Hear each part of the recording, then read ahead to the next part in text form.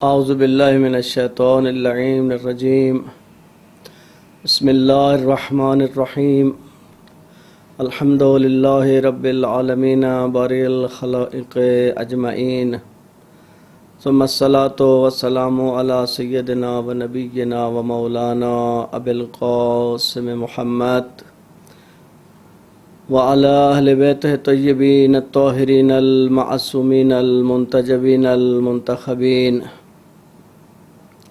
اما بعد فقد قال الحکیم فی محکم کتابہ وقولہ الحق وهو اصدق القائلین بسم اللہ الرحمن الرحیم یا ایھا الذین آمنوا اطیعوا اللہ واطیعوا الرسول واولی الامر منکم۔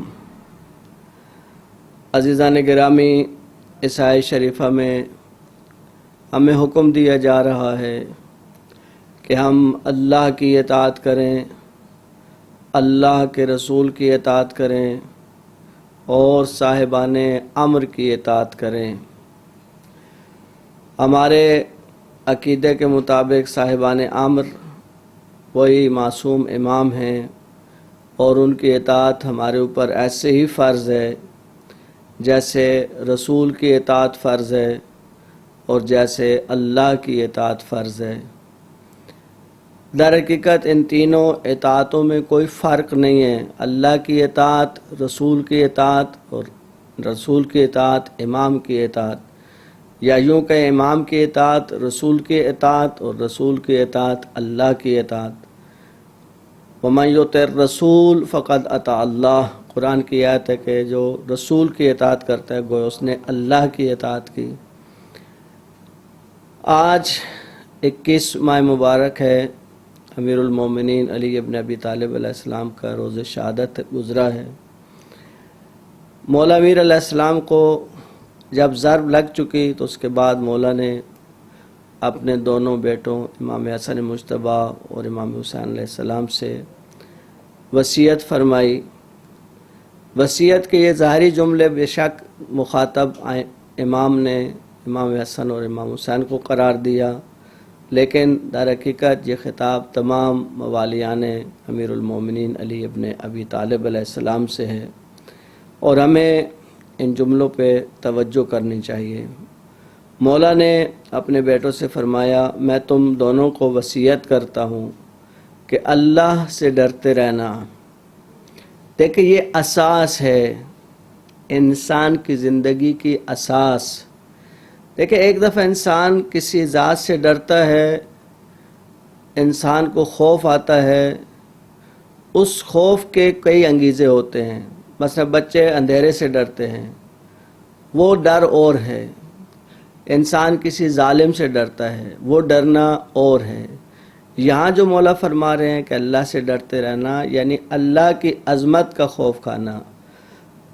انما یخشی اللہ من عبادہ العلماء، اللہ سے فقط اور فقط علماء ہی ہیں جو خشیت اختیار کرتے ہیں، خوف خدا۔ کیونکہ جب انسان کو اللہ کی عظمت کا ادراک ہو جاتا ہے تو خود بخود اس کی ذات کی عظمت کا خوف انسان کے دل میں بیٹھ جاتا ہے۔ یہ خوف عظمت کے پیش نظر ہے۔ جتنا جتنا اس ذات کی عظمت کا ادراک بڑھتا جائے گا اتنا اتنا یہ خوف بھی بڑھتا جائے گا۔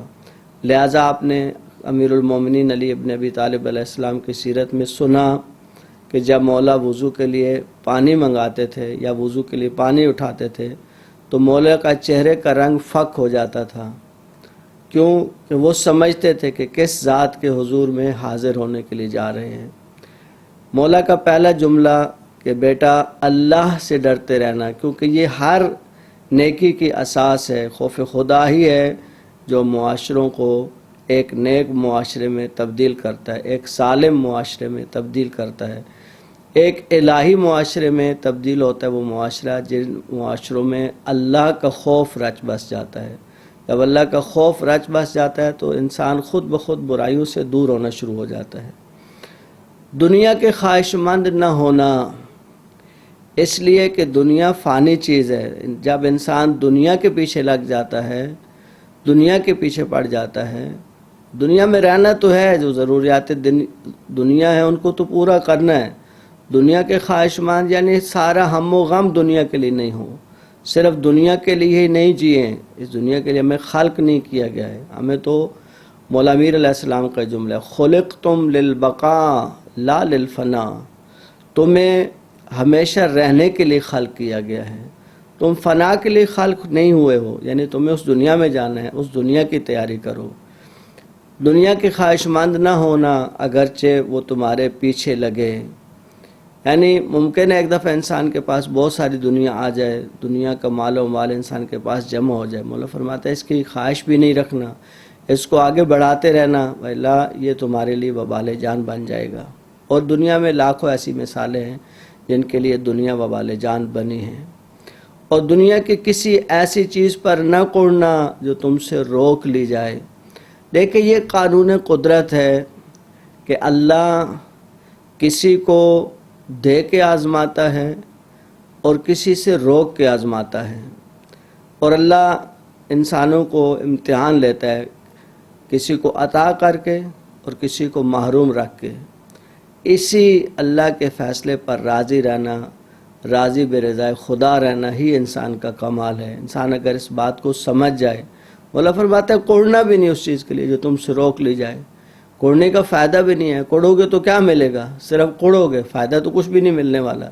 کوڑنے سے وہ چیز حاصل نہیں ہو جاتی جو انسان جس چیز کے لیے کوڑ رہا ہوتا ہے. اس کے بعد مولا فرماتے ہیں جو کہنا حق کے لیے کہنا. حق اور سچ یہ دنیا کے واحد اصول ہیں جن کو اپنا کر ہی انسان کامیابی کی راہوں پہ گامزن ہو سکتا ہے. حق کہنے کے لیے حق کی شناخت ضروری ہے. انسان حق گوئی کب اختیار کر سکتا ہے؟ جب وہ حق کی شناخت رکھتا ہو. امیر المومنین کا ہی جملہ ہے، اعرف الحق تعرف آلہ. پہلے حق کی معرفت حاصل کرو، پہلے حق کی شناخت حاصل کرو، پہلے حق کو پہچانو. اعرف الحق، جب تم حق کو پہچان لوگے تو پھر تمہیں اہل حق کی خود بخود شناخت ہو جائے گی. اور اگر کوئی ایسا مرحلہ آ جائے کہ تم حق کو نہیں پہچان پاؤ تو مولا فرماتے ہیں کہ دیکھو کہ باطل کے تیر کس طرف جا رہے ہیں. باطل ہمیشہ تیر حق کی طرف برساتا ہے. اگر حق کو پہچاننے میں مشکل آئے تو باطل کی تیروں کا رخ دیکھو کہ وہ کس طرف چل رہے ہیں. باطل کن کے خلاف برسر پیکار ہے، کن طاقتوں کو باطل ختم کرنا چاہتا ہے، باطل کن قوتوں سے نبردآزما ہے، باطل کن کے لیے منصوبے تیار کرتا ہے، باطل کن کے لیے پلاننگ کرتا ہے، باطل کن قوتوں کو ختم کرنا چاہتا ہے. سمجھ لینا کہ یہ حق کی طاقتیں ہیں. حق پہچان لیں اور پھر ہمیشہ حق بولیں. حق کے لیے کہنا، حق کہنا، جو کہنا حق کہنا. باطل کو اپنی زبان پہ نہیں لانا ہوتا ہے، فضول باتیں نہیں کرنا ہوتا ہے، جھوٹی باتیں نہیں کرنا ہوتا ہے. حق کے مقابلے میں باطل ہے، باطل گوئی نہیں کرنا ہوتی ہے. اور جو کرنا ثواب کے لیے کرنا. یہ مولا ایک اساسی نقطہ انسان کو بتا رہے ہیں کہ آپ جو کام کر رہے ہیں اس کا انگیزہ کیا ہونا چاہیے، وہ کام کس نیت سے انجام پانا چاہیے. دیکھیں پیغمبر گرامی قدر حضرت محمد مصطفیٰ صلی اللہ علیہ وآلہ وسلم کی حدیث مبارکہ ہے، انما الاعمال بالنیات. آپ کے تمام اعمال کا دار و مدار نیتوں پر ہے. آپ کی نیت کیا ہے، کس نیت سے، کس انگیزے سے کام کر رہے ہیں. یعنی جو بھی کام کیا جا رہا ہوتا ہے اس کے پیچھے کچھ ہوتا ہے. اللہ کی رضا کے لیے کر رہے ہیں، نعم المطلوب. سب سے اچھا یہی ہے کہ انسان کے سارے کام اللہ کی رضا کے لیے ہوں، ثواب کی خاطر. اس لیے کہ ثواب ہے جو ہماری آخرت میں کام آئے گا. کار ثواب. دنیا میں کام بہت کیے جاتے ہیں لیکن اگر ان کاموں کے پیچھے انگیزہ نیک نہیں ہے، شہرت طلبی ہے، دکھلاوا ہے، ریاکاری ہے، شہرت طلبی ہے، لوگوں سے واہ واہ کروانا ہے، لوگوں سے مدح کروانا ہے، لوگوں کی نظروں میں اچھا ہونا ہے کہ لوگ کہیں کہ ماشاءاللہ یہ کتنے اچھے کام کرتے ہیں، یہ کتنے نیک کام کرتے ہیں. اگر خدا نہ خواستہ کسی کے نیت میں یہ چیز شامل ہو جائے تو اس کے لیے بہت سخت جملے ہیں۔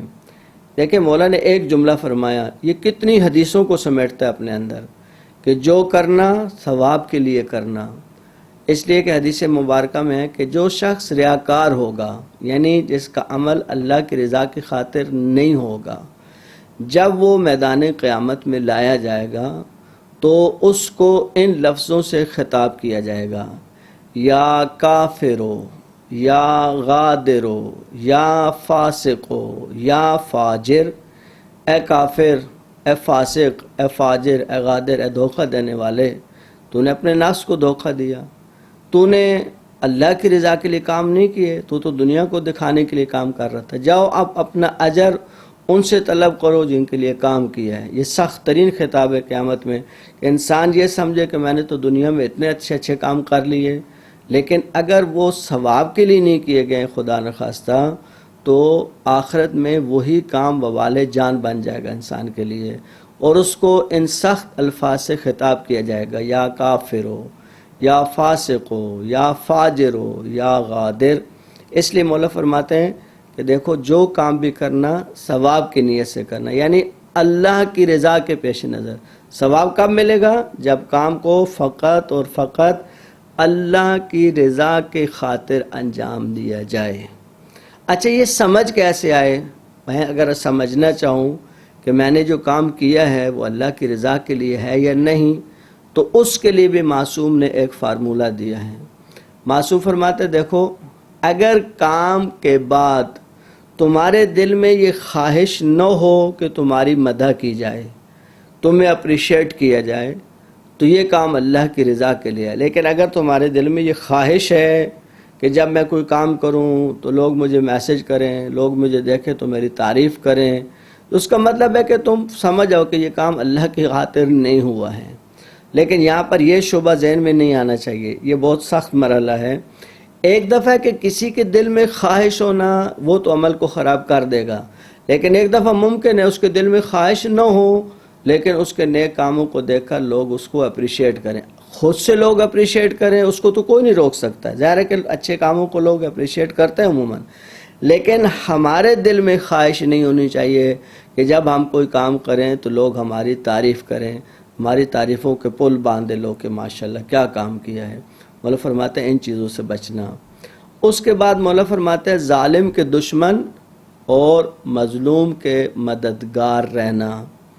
اب یہاں پہ مولا نے ایک حصار باندھا ہے، ظالم کوئی بھی ہو اس کا دشمن رہنا ہے، مظلوم کوئی بھی ہو اس کا مددگار رہنا ہے۔ کونا للظالم خصما وللمظلوم اونا۔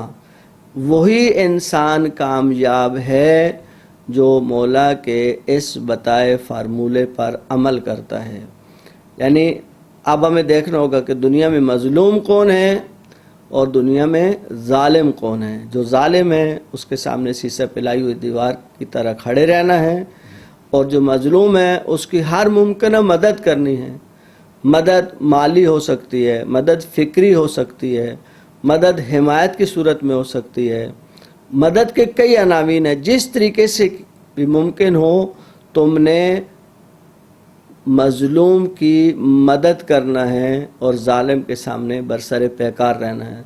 اب ظالم کے سامنے ڈٹے رہنے کا یہ مطلب نہیں ہے کہ انسان اسلحہ ہی اٹھا لے، نہ، اس کے بھی درجات ہیں۔ کم از کم اظہار ناراحتی، ناراض رہنا، اس کے اعمال سے خوش نہ ہونا، اور ایسا ظاہر کرنا کہ یہ کام ہمیں اچھا نہیں لگا ہے، یہ کام صحیح نہیں ہوا ہے۔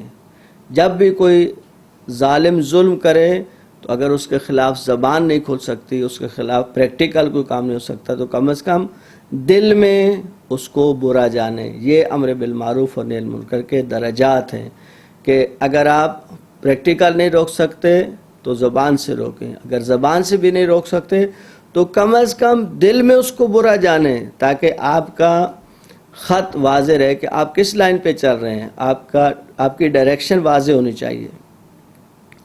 اس کے بعد مولا فرماتے ہیں کہ میں تم کو، اپنی تمام اولاد کو، اپنے کنبہ والوں کو، اور جن جن تک میرا یہ پیغام پہنچے سب کو وصیت کرتا ہوں کہ اللہ سے ڈرتے رہنا، اپنے معاملات درست اور آپس میں تعلقات کو سنبھالے رکھنا۔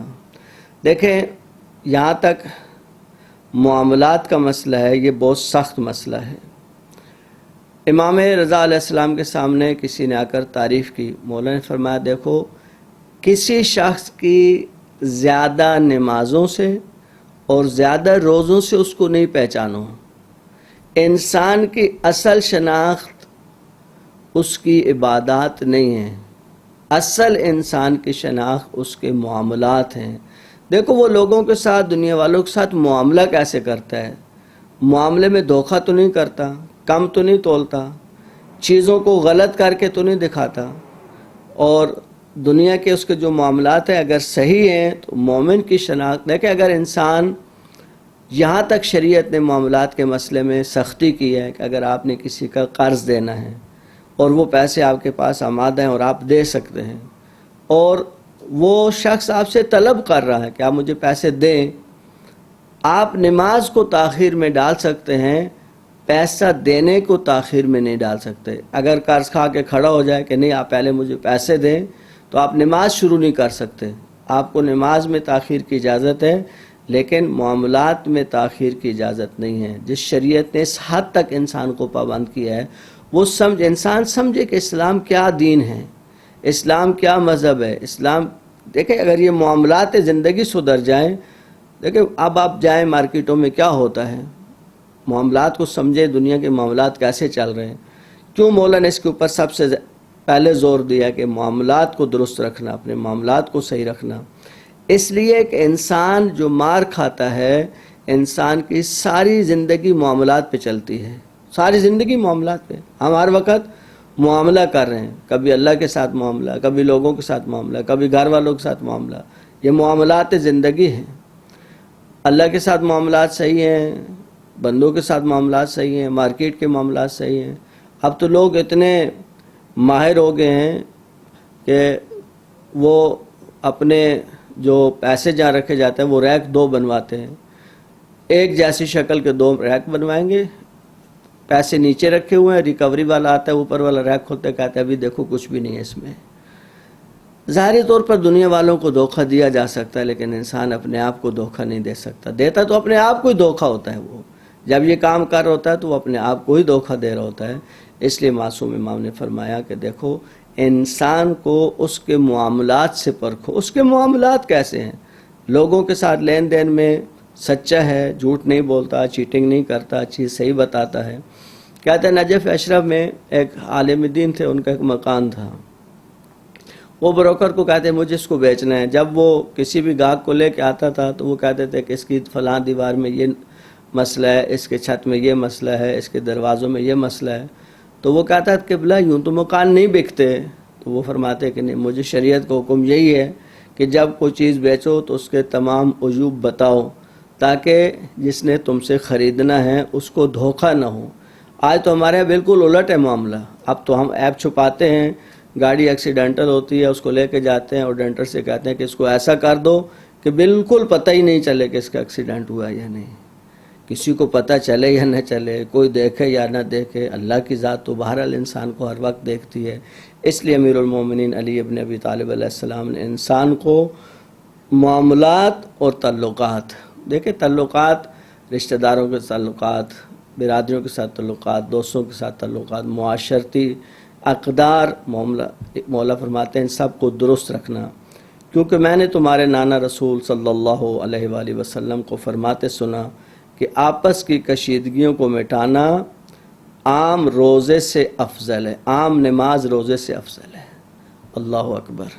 دیکھیں آپس کی کشیدگیوں کو مٹانا، آج تو ہم کشیدگیوں میں اضافہ کرتے ہیں، سالہ سال بہن بھائی آپس میں بات نہیں کرتے، عیدیں گزر جاتی ہیں۔ پہلے کم از کم عید غنیمت ہوتی تھی کہ جب عید آتی تھی تو رشتہ دار آپس میں گلے ملتے تھے اور ساری رنجشوں کو ختم کر دیتے تھے۔ جب بچوں کی شادیاں ہوتی تھی تو ساری رنجشیں ختم ہو جاتی تھیں۔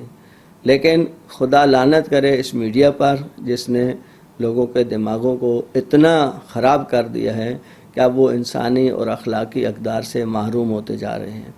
دیکھیں آپس کی کشیدگی کے کئی نقصانات ہیں۔ امیر المومنین کا ہی جملہ ہے جس کو آیت اللہ سستانی نے اپنی کتاب جدید فقہ مسائل میں لکھا ہے کہ برکتیں کہاں ہوتی ہیں اور برکتیں کہاں نہیں ہوتی ہیں۔ مولا فرماتا ہے کہ جن کے تعلقات آپس میں اچھے ہوتے ہیں، اگرچہ وہ مسلمان نہیں بھی ہوں تب بھی ان کے ہاں برکتیں ہوں گی، لیکن اگر ان کے تعلقات آپس میں خراب ہیں تو بے شک وہ ظاہری طور پر مومن بھی ہوں تو وہاں برکتوں کا نزول نہیں ہوگا۔ اسی خاطر مولا امیر علیہ السلام نے متوجہ فرمایا، دیکھو یتیموں کے بارے میں اللہ سے ڈرتے رہنا، ان کے کام اور ان کے دان کے لیے فاقہ کی نوبت نہ آئے۔ ایسا نہ ہو کہ تم کھا پی کے سو جاؤ، تمہارے شکم بھر جائیں، تمہارے محلے کے یتیم، تمہارے خاندان کے یتیم، تمہارے جاننے والوں کے، تمہارے اطراف کے یتیم۔ دیکھیں یتیم اس وقت سخت ترین مرحلہ ہے۔ ہمیں قرآن نے حکم دیا کہ تمہارے مال میں حق ہے، للسائل والمحروم۔ معصوم سے پوچھا کہ مولا سائل اور محروم میں کیا فرق ہے؟ سائل ہی تو محروم ہوتا ہے۔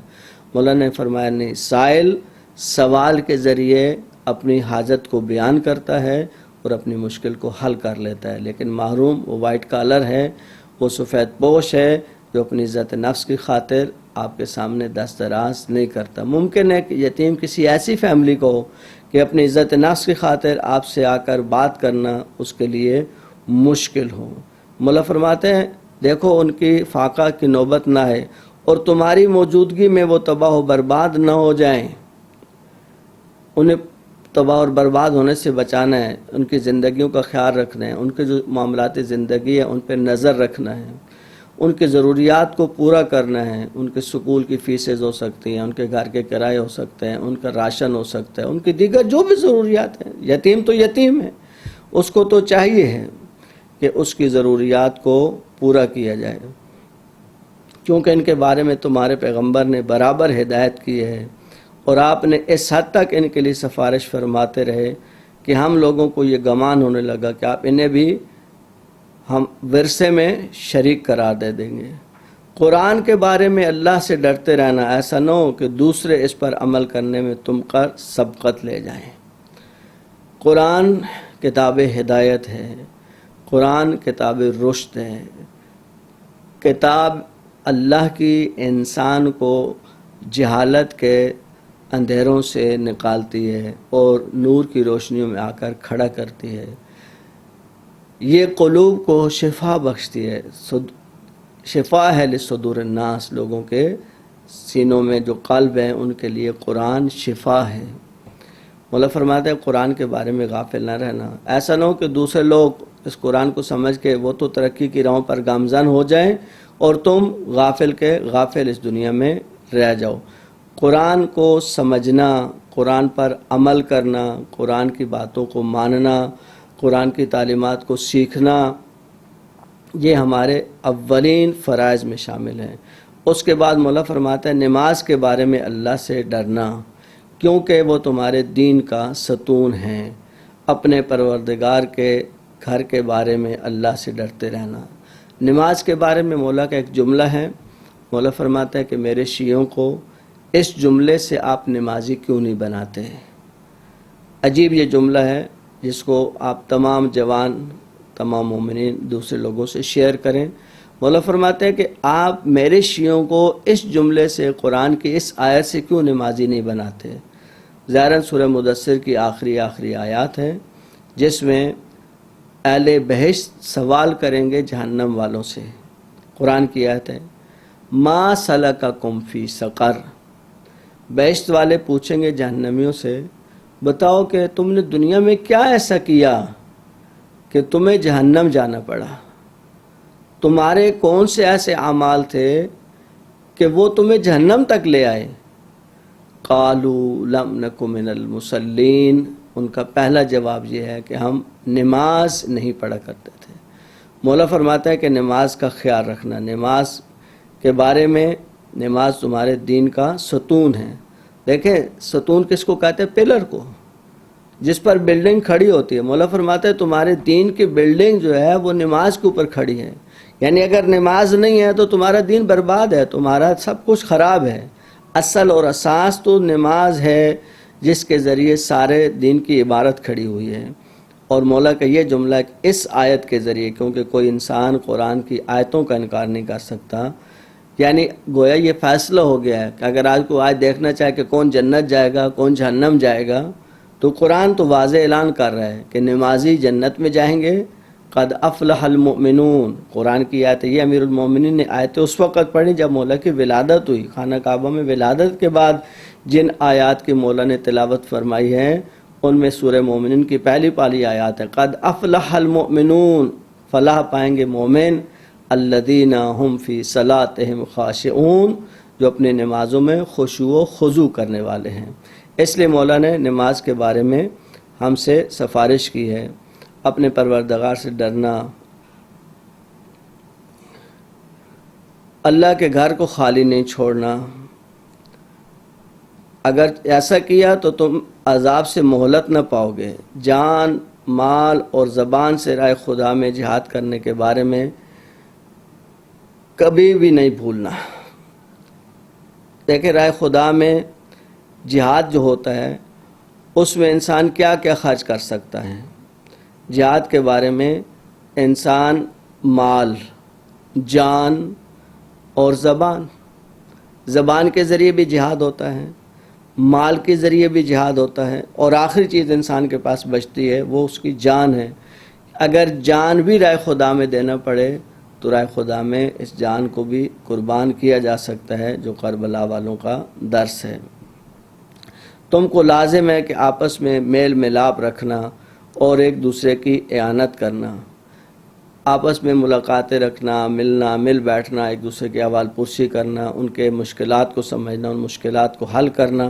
لازم ہے کہ آپس میں میل ملاپ رکھو، ایک دوسرے کی مدد کرو، ان کی مشکلات کو سمجھو، ان کی کیا پریشانی ہے، ان کی کیا تکالیف ہے، اور خبردار ایک دوسرے کی طرف سے پیٹھ پھیرنے اور تعلقات توڑنے سے پرہیز کرنا، نیکی کا حکم دینے اور برائی سے منع کرنے سے کبھی ہاتھ نہ اٹھانا، یعنی امر بالمعروف اور نہی عن المنکر کے فریضے کو کبھی بھی ترک نہیں کرنا، ورنہ بد کردار تم پر مسلط ہو جائیں گے، پھر دعا مانگو گے تو دعا قبول نہیں ہوگی۔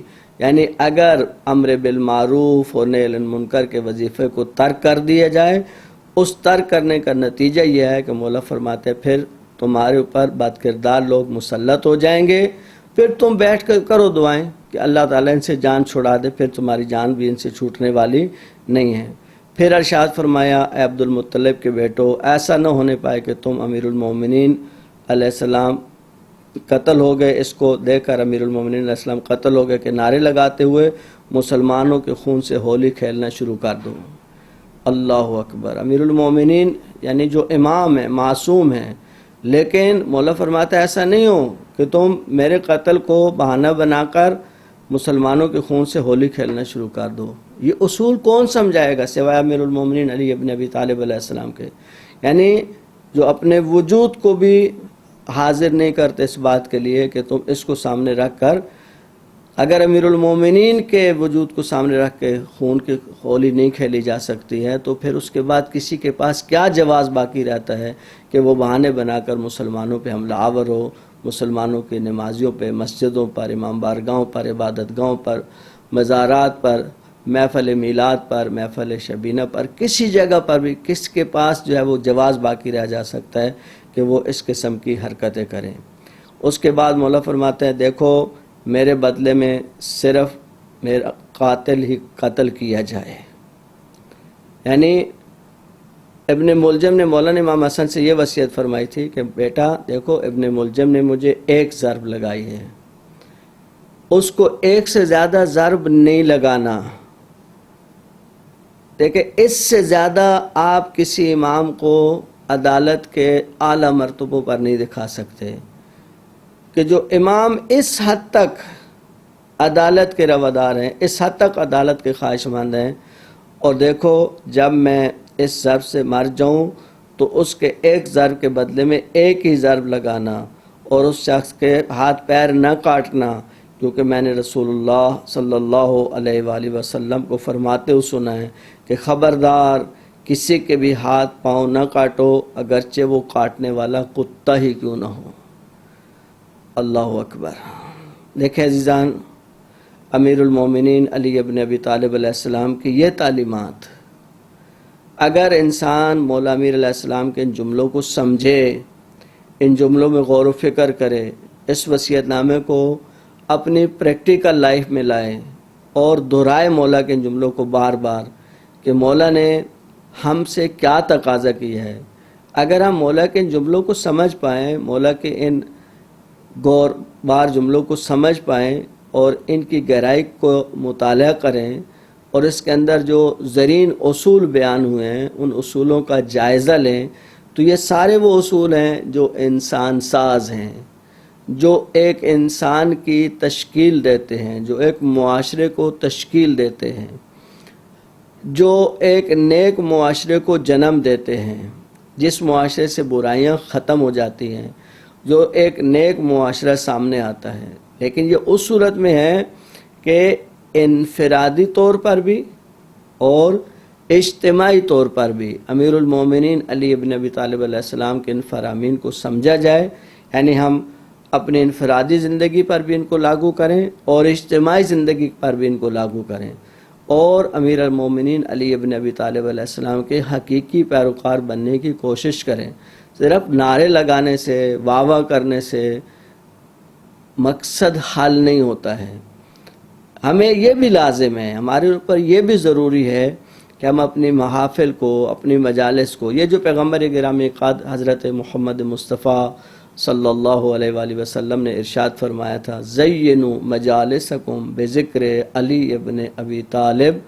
تو اس کا کیا مطلب ہے کہ ہم فقط فضائل کی چند روایات ڈھونڈ کر لوگوں کو واہ واہ کراتے رہیں اور کہیں کہ ہم نے مولا کی محفل کو زینت بخشے؟ درست ہے، مولا کے فرامین، مولا کے فضائل بھی پڑھے جائیں، لیکن کیا یہ مولا امیر علیہ السلام کا وصیت نامہ یہ زینوا مجالسکم کا مصداق نہیں ہے؟ یقیناً یہ زینوا مجالسکم کا مصداق ہے. یعنی پیغمبر فرما رہے کہ دیکھو امیر علیہ السلام کے جملوں کو سمجھو، زینوا مجالسکم بذکر علی ابن ابی طالب. علی کا ذکر کیا ہے؟ یہ کلمات مولا علی کا ذکر ہے. نہج البلاغہ امیر علیہ السلام کا ذکر ہے. نہج البلاغہ کا پہلا خطبہ جس کے اندر توحید کے وہ رموز بیان ہوئے ہیں کہ کسی مذہب کے بعد توحید کا وہ تصور نہیں ہے. وہ جو مولا کا پہلا جملہ ہے کہ اللہ کا خوف رکھنا، وہ خوف خدا تبھی پیدا ہوگا کہ ہم رموز توحید کو سمجھیں، توحید کے اصولوں کو سمجھیں، اساس توحید کی اساس کو سمجھیں. ایک جملہ امیر علیہ السلام کا اس کو عرض کر کے کچھ آخر میں چند جملے مصاحب کا عرض کروں کہ دیکھیں وہاں پر اصول توحید کو بیان کرتے کرتے مولا ایک جملے پہ پہنچے کہ کمال توحید یہ ہے، کمال اخلاص توحید یہ ہے، نفی الصفات عن، کہ آپ اللہ سے صفات کی نفی کریں. دیکھیں ایک جملے کو ہمیشہ یاد رکھیے، خطرناک ترین رویہ سیلف سٹڈی، سیلف میڈیکیشن، یہ سب بہت خطرناک رویے ہیں. یعنی انسان خود سے پڑھے اور خود نتیجے نکالتا رہے. ایسا نہیں ہوتا، دنیا میں کہیں ایسا نہیں ہوتا. ہر علم کے ماہر ہوتے ہیں، ان علوم کے ماہرین کی طرف توجہ دینی ہوتی ہے.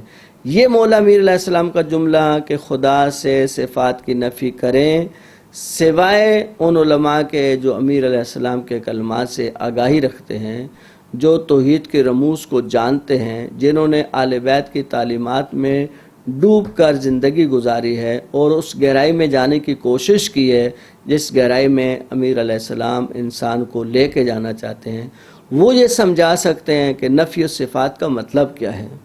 دیکھیے ایک مثال عرض کرتا ہوں، شاید مطلب واضح کر سکوں.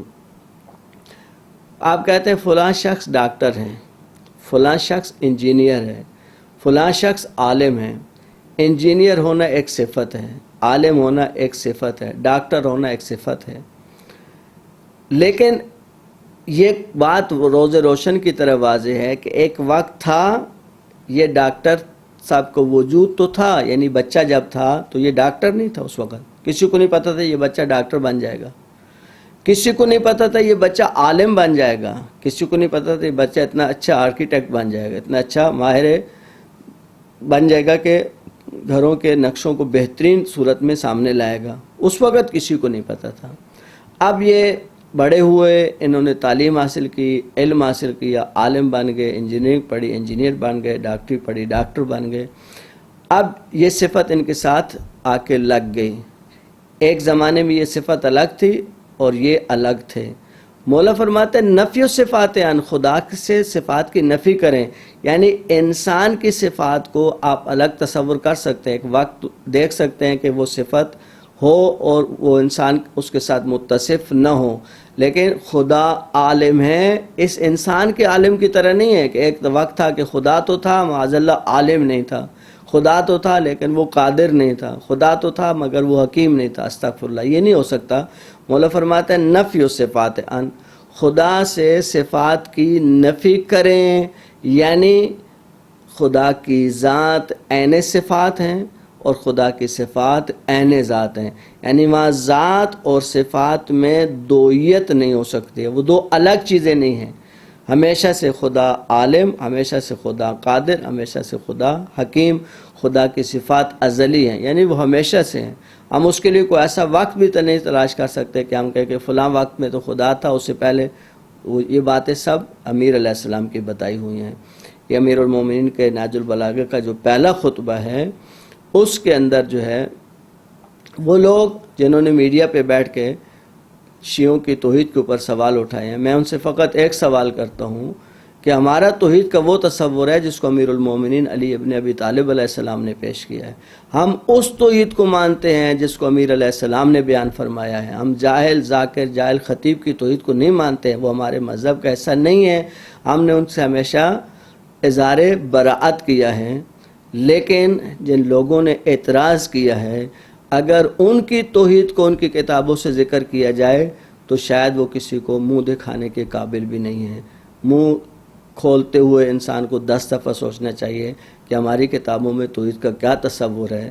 خطرناک ترین، کیونکہ اہل بیت کو جب چھوڑ دیا تو کچھ بھی نہیں بچا، نہ توحید کا صحیح تصور بچا نہ باقی تعلیمات بچی۔ ہم تو اللہ تعالیٰ کا لاکھ شکر بجا لاتے ہیں کہ اللہ تعالیٰ نے ہمیں اہل بیت عصمت و طہارت کے ساتھ متمسک رہنے والے اور قرآن کے ساتھ متمسک رہنے والوں میں پیدا کیا اور شمار کیا۔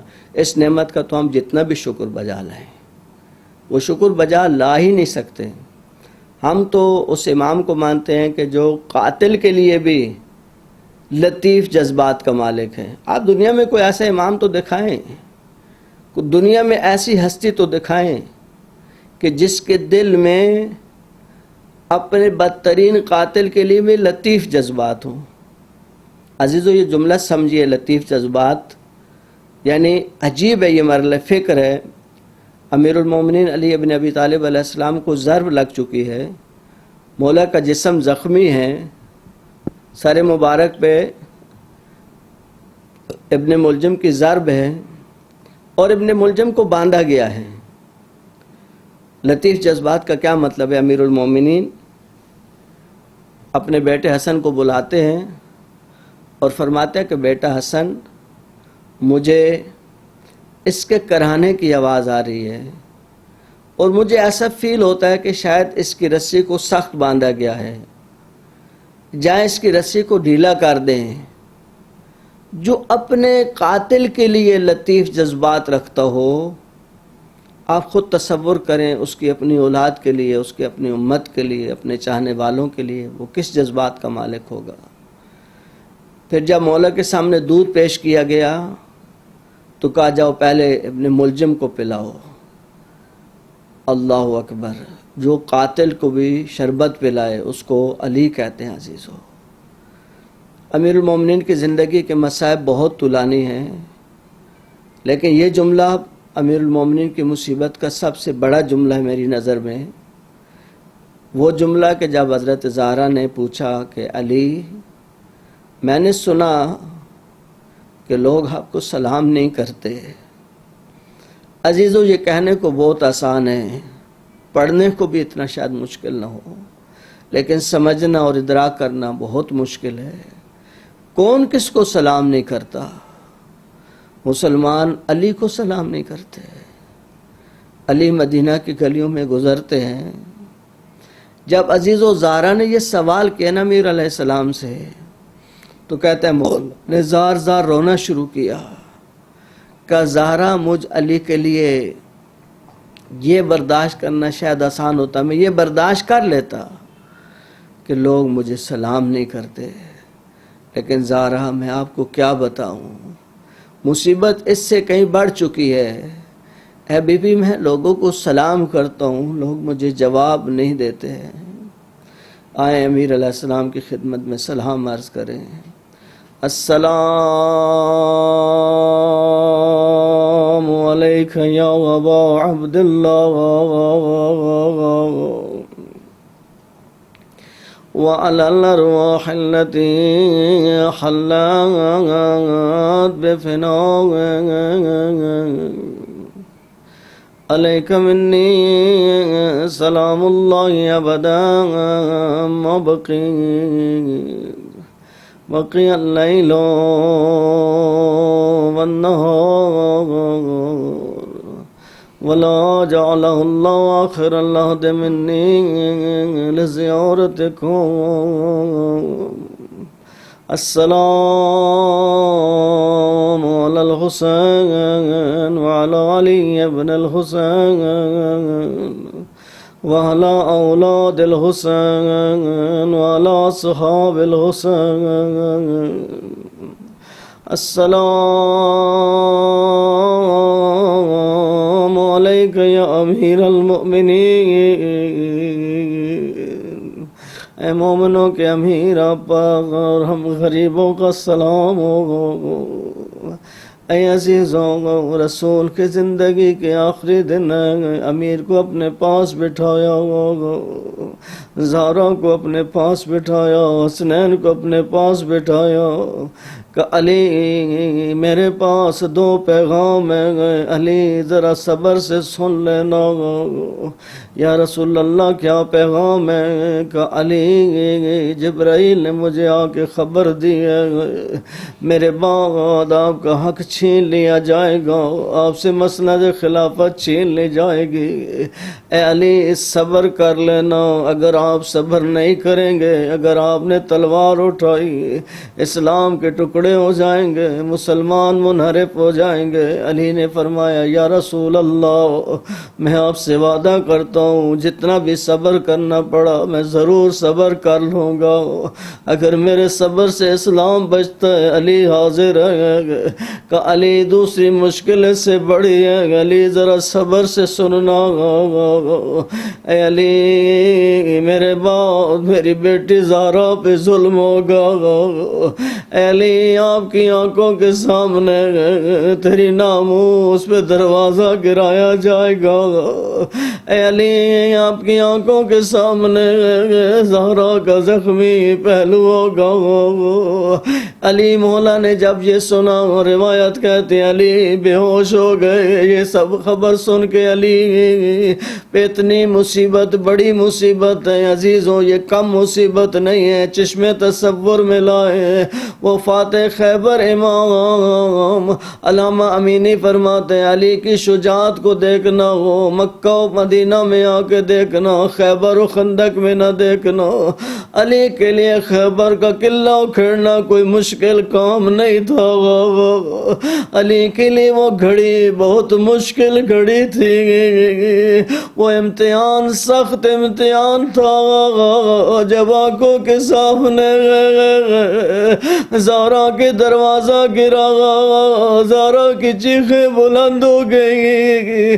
فقط تصور کریں اس مشکل کو علی نے کیسے برداشت کیا۔ اب آخری وقت آ گیا، مولا کا وصیت کرنا شروع کی۔ ایک ایک بچے کا ہاتھ پکڑا، ایک ایک بچے کا ہاتھ پکڑ کے حسن مولا کے ہاتھ میں دیا۔